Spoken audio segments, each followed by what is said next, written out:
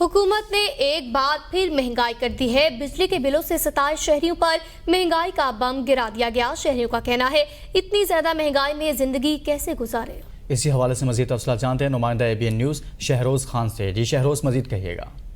जी बिल्कुल, निगरान हुकूमत की जानिब से आवाम पर जो है एक और बहुत बड़ा बोझ डाल दिया गया। रातों रात जो है पेट्रोलियम मसनूआत की कीमतों में इजाफा हो गया। पेट्रोल जो है 26 रुपये कुछ पैसा महंगा हुआ तो मुल्तान के शहरी काफ़ी ज़्यादा परेशान है। मैं इस वक्त एक पेट्रोल पंप पर मौजूद हूँ, शहरी भी हमारे साथ मौजूद हैं, उनसे जानेंगे जी क्या कहेंगे। पेट्रोलियम मसनूआत कीमतों में इजाफा हुआ है, इस हवाले से आप क्या कहें? मैं ये कहना चाहूँगा कि पेट्रोल डलवाने आया हूँ यहाँ पे, जहाँ पे मैंने 100 का पेट्रोल डलवाना था यहाँ वहाँ पे 150 का पेट्रोल डलवाना पड़ा है। ये बहुत बड़ा बोझ है आवाम के ऊपर।